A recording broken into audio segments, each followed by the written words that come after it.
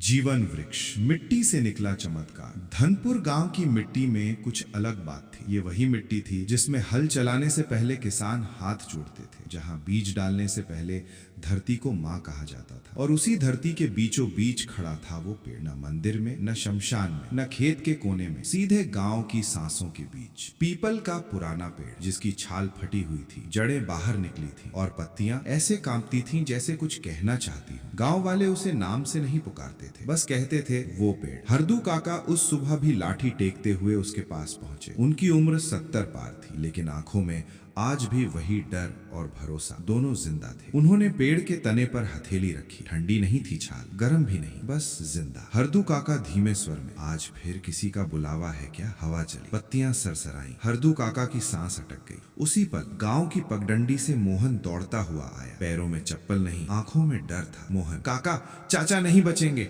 Doctor ने कह दिया। हरदू काका ने आंखें बंद कर ली। उनकी उंगलियां पेड़ में धंस गईं। हरदू काका, पेड़ किसी की जान यूं ही नहीं लेता बेटा, वो पहले पूछता है। मोहन कुछ नहीं समझा, लेकिन उसी शाम जब सूरज डूबा और गांव की औरतें चूल्हे के पास बैठी, पेड़ के नीचे हल्की रोशनी दिखी, जैसे दिया जल रहा हो। खबर आग की तरह फैली, पेड़ जाग गया है। पंचायत बैठी। सरपंच भैरव सिंह की मूछें तनी हुई थी। भैरव सिंह, बस बहुत हो गया, इस पेड़ ने गांव को डर में रखा है, आज फैसला होगा। हरदू काका उठे। हरदू काका, कंपती लेकिन साफ आवाज, फैसला पहले भी हुआ था भैरव। हर बार किसी की सांस से सन्नाटा छा गया। एक औरत रो पड़ी। औरत, मेरे बच्चे को इसी पेड़ के नीचे सांस मिली थी। एक बूढ़ा बोला, मेरी बहू आज जिंदा है इसी वजह से। भैरव सिंह चिल्लाया, झूठ, सब झूठ। अगर ये सच है तो कीमत बताओ, किससे लेता है ये पेड़ जान? हरदू काका ने उसकी आंखों में देखा। हरदू काका, जो सबसे मजबूत होता है उसी से। हवा तेज हो गई, पेड़ हिलने लगा, और उसी पल मोहन का चाचा जमीन पर गिर पड़ा। गांव दौड़ा, सांस नहीं थी, लेकिन तभी पेड़ के नीचे खड़ा एक जवान आगे आया। नाम था रघु। मजबूत शरीर, खेतों में पसीना बहाने वाला इंसान। उसने पेड़ की ओर देखा। रघु, आंखें बंद करके, अगर किसी की सांस मेरी वजह से चल सकती है तो ले ले। पेड़ की पत्तियां तेजी से हिली। रघु लड़खड़ाया। गांव चीखा,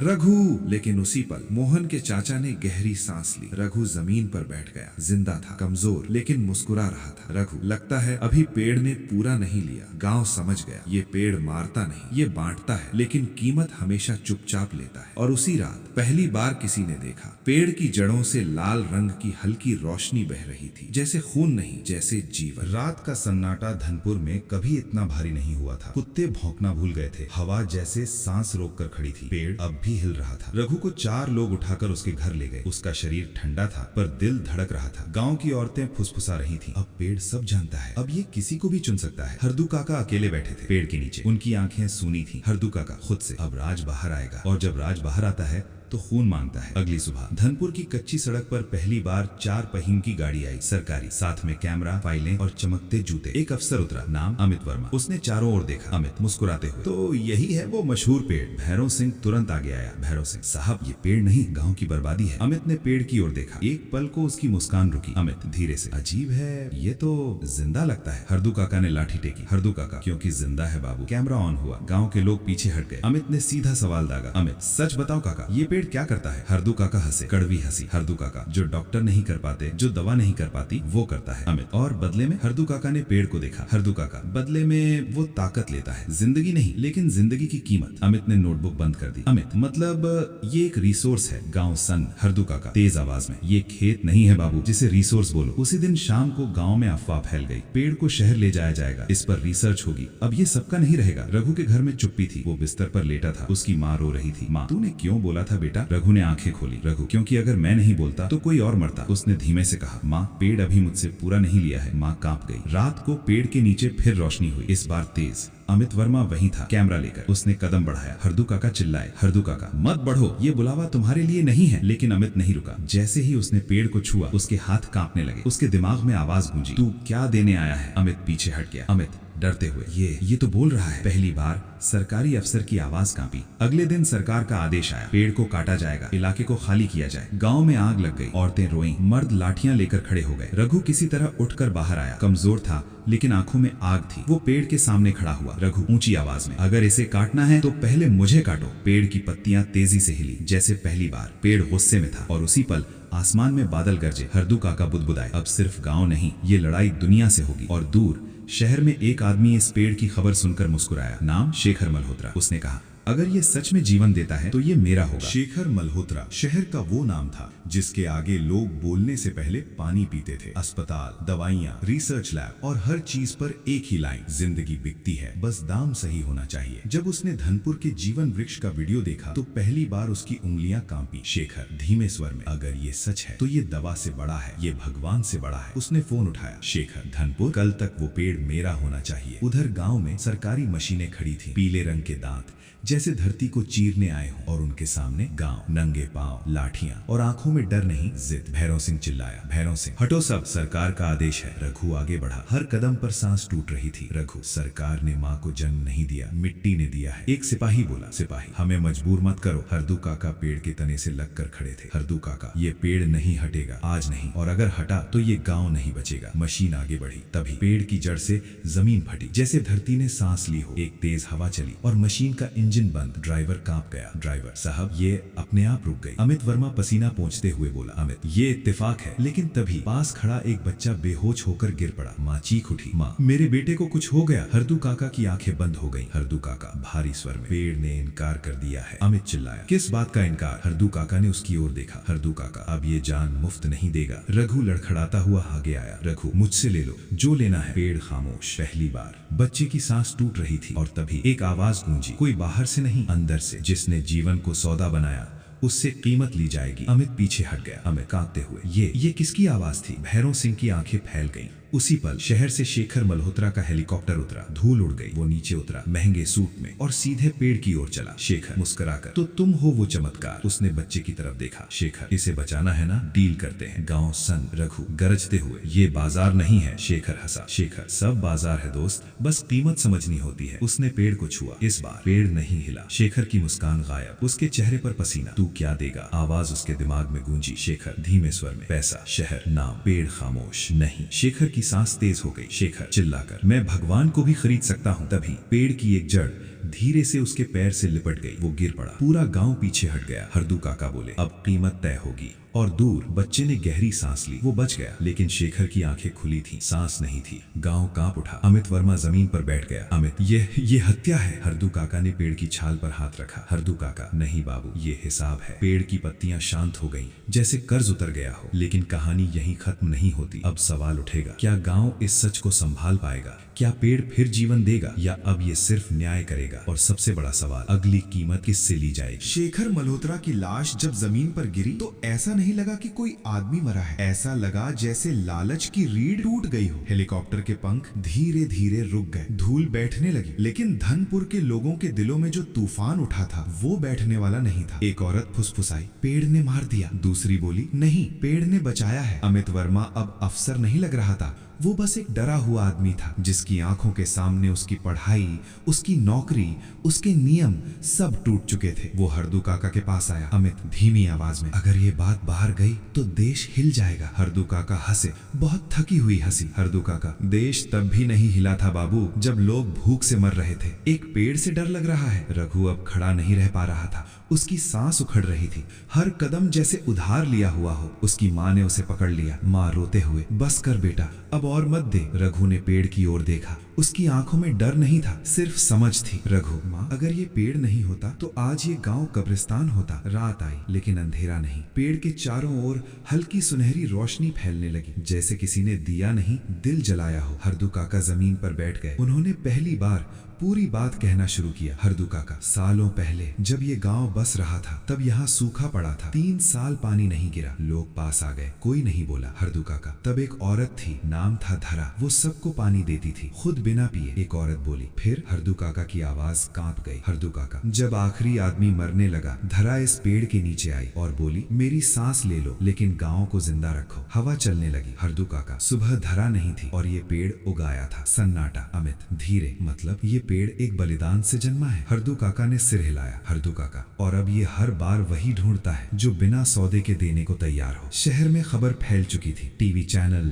डिबेट, चीखते एंकर, क्या ये भगवान है? क्या ये खतरा है? क्या इसे नष्ट किया जाए? सेना की बात होने लगी। धनपुर के बाहर बैरिकेड लग गए। एक कर्नल आया, सीधे सीधे, कर्नल हमें पेड़ नहीं चाहिए, हमें कंट्रोल चाहिए। रघु आगे आया, रघु कंट्रोल जीवन पर नहीं होता साहब, सेवा होती है। कर्नल हंसा, कर्नल तुम्हें पता है कितने लोग मर सकते हैं अगर ये गलत हाथों में गया? हरदू काका बोले, और तुम्हें पता है कितने लोग रोज मरते हैं क्योंकि सही हाथ आगे नहीं आते। उसी रात पेड़ ने फिर बुलाया। इस बार गांव के नहीं, शहर के अस्पताल में एक बच्ची थी, कैंसर, आखिरी सांस। पेड़ की पत्तियां हिली, रघु गिर पड़ा। माँ चिल्लाई, नहीं अब नहीं। पेड़ शांत रहा, जैसे कह रहा हो अब ये फैसला तुम्हारा नहीं है। और तभी भीड़ से एक और आवाज आई। एक आदमी आगे बढ़ा, गांव का नहीं, शहर का, नाम नीरज। नीरज मैंने हमेशा लिया है, आज देना चाहता हूँ। उसने पेड़ को छुआ। इस बार पेड़ झुका और दूर अस्पताल में बच्ची ने आंखें खोली। डॉक्टर रो पड़े। धनपुर अब गांव नहीं रहा, वो परीक्षा बन गया। हर आने वाले को पेड़ एक ही सवाल पूछता, तू क्या देने आया है? और अब कहानी उस मोड़ पर है जहां एक दिन पेड़ किसी को मना नहीं करेगा और उस दिन सबसे बड़ा बलिदान होगा। मैं यही नहीं रुकूंगा, कहानी अभी बहुत लंबी है। धनपुर अब गांव नहीं रहा था, वो तीर्थ बन चुका था जहां लोग मन्नत नहीं सच लेकर आते थे। जीवन वृक्ष के नीचे खड़े होने का मतलब था अपनी आत्मा को नंगा करना। हवा जब चलती तो पत्तियां सिर्फ हिलती नहीं थी, वो सवाल पूछती थी, क्यों आए हो? सेना की जीपें दूर खड़ी थी, बंदूकें लदी हुई, लेकिन कोई आगे बढ़ने की हिम्मत नहीं कर रहा था। कर्नल प्रताप सिंह खुद आगे आया, छाती चौड़ी, आवाज फौलाद, कर्नल मैं युद्ध में मरा हूं काका, मौत से डर नहीं लगता, लेकिन अगर ये पेड़ नियंत्रण से बाहर गया तो देश की रीढ़ टूटेगी। हरदू काका ने आसमान की ओर देखा, बादल रुके हुए थे। हरदू काका गूंजती आवाज में, रीढ़ तब टूटती है साहब जब इंसान झुकना भूल जाता है, ये पेड़ झुकना सिखाता है। रघु अब छाया बन चुका था, जिसमें यहाँ था पर जान जैसे आधी धरती में उतर चुकी थी। नीरज उसके पास बैठा। नीरज तू डरता नहीं? रघु मुस्कुराया। रघु डर? जिस दिन समझ आ गया कि सांस मेरी नहीं है उस दिन डर मर गया। उसी पल पेड़ की जड़ों से आवाज आई। इस बार कोई फुसफुसाहट नहीं, पूरा गांव कांप गया। बहुत हो चुका। धरती हिली, पक्षी उड़ गए और हर इंसान घुटनों के बल बैठ गया। हरदू काका की आंखों से आंसू बह निकले। हरदू काका, माँ आज तुम खुद बोली हो। पेड़ में पहली बार सबको दिखाया। धरा, वो औरत जिसकी सांस से ये चमत्कार जन्मा था। सफेद कपड़े, मिट्टी से सनी हथेलियां और आंखों में करुणा नहीं, आदेश। धरा गूंजती हुई, जीवन सौदा नहीं है और जो ऐसे बाजार बनाता है वो मिट्टी के लायक भी नहीं। कर्नल की बंदूक हाथ से गिर गई। कर्नल कांपते हुए, अगर आप देवी हैं तो आदेश दीजिए। धरा ने उसे देखा। धरा, मैं देवी नहीं हूँ, मैं माँ हूँ और माँ आदेश नहीं देती, आईना दिखाती है। भीड़ में से एक आदमी आगे आया, आंखों में आग, हाथों में जंजीर। नाम अजय, शेखर मल्होत्रा का बेटा। अजय चिल्लाकर, इस पेड़ ने मेरे बाप को मारा है। गांव सन। रघु आगे आया। रघु, नहीं, इस पेड़ ने तेरे बाप के अंदर के राक्षस को मारा है। अजय पागल सा हंसा। अजय, तो आज मैं इसे जलाऊंगा। उसने माचिस निकाली। पूरा गांव सांस रोक कर खड़ा था। धरा बोली, धरा अगर जलाना है तो पहले खुद को जलाना पड़ेगा। अजय कांपा। अजय, मेरा क्या जाएगा, मेरे पास सब है। धरा की आवाज भारी हो गई। सब है लेकिन देने को कुछ नहीं। तभी रघु आगे बढ़ा। उसने अपनी छाती पर हाथ रखा। रघु आसमान की ओर देखकर, अगर आखिरी कीमत चाहिए तो मैं तैयार हूँ। उसकी माँ चीख पड़ी, माँ नहीं, तुम मेरा बेटा है। रघु ने पलट कर कहा, रघु, और ये सब की सांस है माँ। पेड़ झुका पूरी तरह जैसे प्रणाम कर रहा हो। धरा की आंखों से आंसू गिरे। धरा दुखी स्वर में, हर बार वही क्यों जो सबसे सच्चा होता है। और तभी नीरज आगे आया। उसके बाद कर्नल, फिर एक औरत, एक बूढ़ा, एक बच्चा, पूरा गांव, सब एक साथ बोले, अब अकेला नहीं देगा। धरती कांप गई, पेड़ की जड़ें फैलने लगी पूरे गांव में। धरा मुस्कुराई। धरा, यही था उत्तर। जीवन वृक्ष ने पहली बार किसी एक की नहीं, सब की ताकत ली, थोड़ी थोड़ी। कोई वरा नहीं, कोई टूटा नहीं। और उसी दिन धनपुर बना जीवन का गांव, जहां हर इंसान दूसरे की सांस का जिम्मेदार था। लेकिन कहानी अभी खत्म नहीं हुई भाई। अब आएगा वो समय जब पूरी दुनिया इस गांव को चुनेगी या मिटाने की कोशिश करेगी। अब सवाल सिर्फ ये नहीं पेड़ बचेगा या नहीं, सवाल ये है क्या इंसान इसके लायक है। धनपुर की धरती उस रात सोई नहीं। मिट्टी के भीतर कुछ बदल चुका था, जैसे सदियों से दबा हुआ कोई सत्य अब जड़ों के सहारे ऊपर चढ़ाया हो। जीवन वृक्ष अब सिर्फ एक पेड़ नहीं रहा था, वो एक वचन बन चुका था कि जीवन तब तक पवित्र है जब तक उसे बांटने का साहस बचा है। हवा चलती तो पत्तियां आवाज नहीं करती थी, वे स्मृति बिखेरती थी। उन स्मृतियों में सूखा था,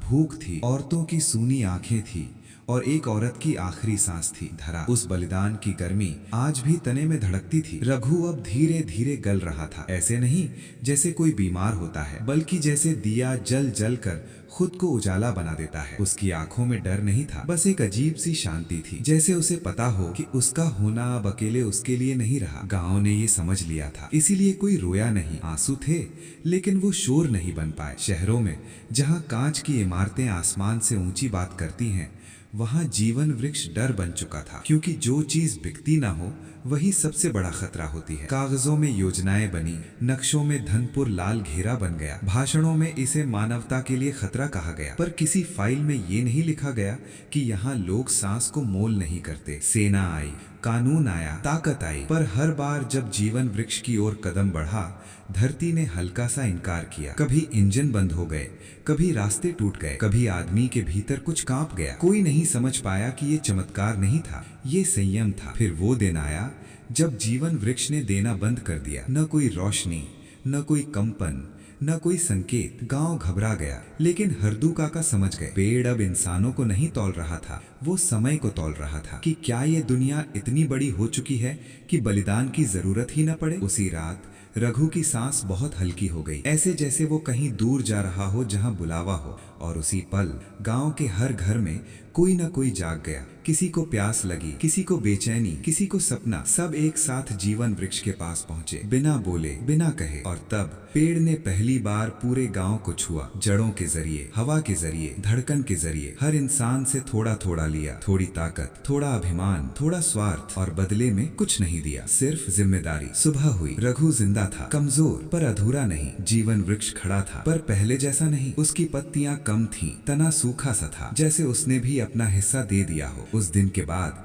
धनपुर से कोई चमत्कार नहीं निकला, कोई खबर नहीं बनी, लेकिन एक बात बदली। अब जब कोई बीमार पड़ता तो गांव दौड़ता, अब जब कोई गिरता तो हाथ बढ़ते। जीवन वृक्ष तब देने वाला नहीं था, वो याद दिलाने वाला बन गया था। और बहुत दूर शहर के किसी अस्पताल में एक बच्चा हंसा, बिना जाने कि उसकी सांस एक गांव ने मिलकर दी है। कहानी अभी बहुत बाकी है भाई।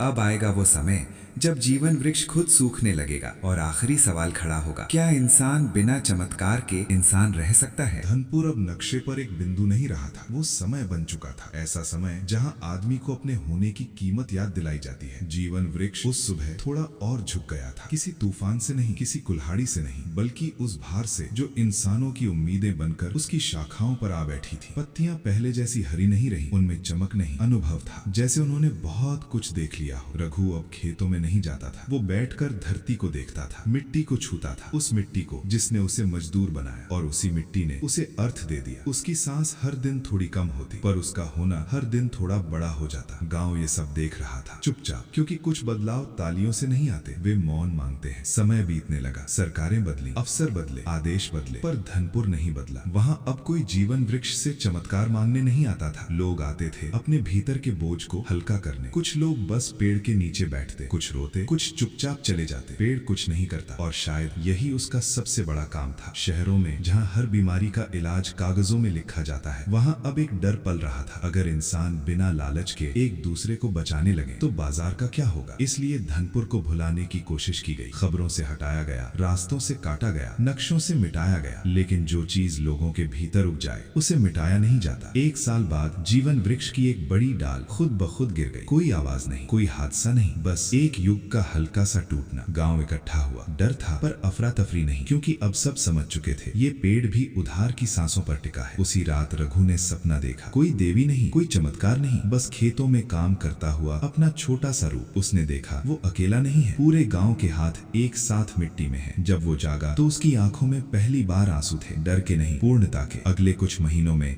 जीवन वृक्ष सूखने लगा, धीरे धीरे, सम्मान के साथ, जैसे कोई बूढ़ा अपनी अंतिम कहानी खुद लिख रहा हो। कोई पत्ता बिना कारण नहीं गिरा, कोई शाखा बिना अर्थ नहीं टूटी। हर गिरती चीज कुछ छोड़ जाती थी, कभी धैर्य, कभी संयम, कभी स्मृति। आखिरकार वो दिन भी आया जिससे हरदू काका डरते थे। जीवन वृक्ष ने सांस लेना बंद कर दिया। कोई रोशनी नहीं, कोई आवाज नहीं, बस एक स्थिर, शांत, अडिग खड़ा होना। गांव रोया नहीं, क्योंकि उन्हें पता था जो मरता है वो खत्म नहीं होता। जीवन वृक्ष काटा नहीं गया, जलाया नहीं गया, उसे वहीं मिट्टी में मिल जाने दिया गया। उसी जगह बच्चों ने खेलना शुरू किया, उसी छाया में नए पौधे उगे। कोई नया चमत्कार नहीं, कोई नया देवता नहीं, बस जिम्मेदारी। सालों बाद धनपुर के बच्चे जब पूछते जीवन वृक्ष क्या था, तो कोई कहानी नहीं सुनाई जाती, बस इतना कहा जाता, वो एक याद था कि अगर सब थोड़ा थोड़ा दें तो किसी एक को खुद को मिटाना नहीं पड़ता। और बहुत दूर जहाँ कोई नहीं जानता धनपुर क्या था, वहाँ भी कोई किसी का हाथ पकड़ लेता है बिना वजह, बिना लाभ, और उसी पल कहीं न कहीं मिट्टी के भीतर एक बीज फिर से हल्की सी सांस लेता है। जीवन वृक्ष के सूख जाने के बाद धनपुर में कोई उत्सव नहीं हुआ, कोई शोक सभा भी नहीं, बस एक अजीब सी स्थिरता छा गई, जैसे किसी ने समय को दोनों हाथों से थाम लिया हो। पेड़ अब भी खड़ा था, बिना पत्तों के, बिना हरियाली के, लेकिन बिना मृत्यु के भी। उसकी जड़ें मिट्टी में थी, पर उसकी उपस्थिति अब लोगों के भीतर उतर चुकी थी। रघु की सांसें उस सर्द सुबह बहुत हल्की थी, इतनी हल्की कि हवा भी उन्हें छूने से डरती थी। वो घर के बाहर बैठा था, उसी जमीन पर जहाँ कभी उसने पहली बार हल चलाया था। आसमान साफ था, कोई संकेत नहीं, कोई चमत्कार नहीं, बस एक पूरा किया हुआ जीवन। उसकी आंखें बंद हुई तो किसी ने रोना शुरू नहीं किया, क्योंकि गांव जानता था ये जाना नहीं था, ये पूरा होना था। रघु की देह मिट्टी को सौंप दी गई, बिना ढोल, बिना शोर, और उसी मिट्टी में पहली बार किसी ने बीज डाला, बिना प्रार्थना के। समय आगे बढ़ा। धनपुर अब भी छोटा था, गरीब था, लेकिन हल्का था। किसी ने बीमारी को पेड़ के नाम नहीं छोड़ा, किसी ने भूख को भाग्य नहीं कहा। लोग एक दूसरे के घर बिना वजह जाने लगे, किसी का बोझ अकेला नहीं रहा। जीवन वृक्ष अब याद था, आस्था नहीं। दुनिया ने भी अपना काम किया, कभी कभी कोई शोध करता आया, कोई लेखक, कोई पत्रकार। वे सूखे तने की तस्वीरें ले गए, कहानियां लिखी, तर्क दिए, पर कोई ये नहीं समझ पाया कि चमत्कार पेड़ में नहीं था, वो उन हाथों में था जो आगे बढ़े थे। एक दिन तेज आंधी आई, इतनी तेज कि आसपास के पेड़ गिर गए, लेकिन जीवन वृक्ष नहीं गिरा। न इसलिए कि वो मजबूत था, बल्कि इसलिए कि अब उसे गिरने की जरूरत नहीं थी। उसका काम पूरा हो चुका था। अगली सुबह तना खुद ब खुद टूट गया, बिना आवाज के, बिना गवाह के। उस जगह लोगों ने कुछ नहीं बनाया, न मंदिर, न स्मारक, बस मिट्टी को समतल किया और बच्चों को खेलने दिया। सालों बाद जब धनपुर का नाम किसी किताब में नहीं रहा, किसी नक्शे में नहीं रहा, तब भी उस कहानी का असर जिंदा रहा। कहीं किसी अस्पताल में कोई अजनबी खून देता रहा, कहीं किसी शहर में कोई बिना कैमरे के किसी को बचाता रहा। उन्हें नहीं पता था कि वे क्यों कर रहे हैं, लेकिन कारण की जरूरत अब नहीं थी, क्योंकि जीवन वृक्ष पेड़ नहीं था, वो एक सवाल था, और उसका जवाब अब इंसान बन चुका था। समाप्त। धन्यवाद दोस्तों। ऐसी कहानियां देखने के लिए हमारी चैनल द डिफरेंट स्टोरी को लाइक, सब्सक्राइब और शेयर करना मत भूल जाना। आपका दिन शुभ हो।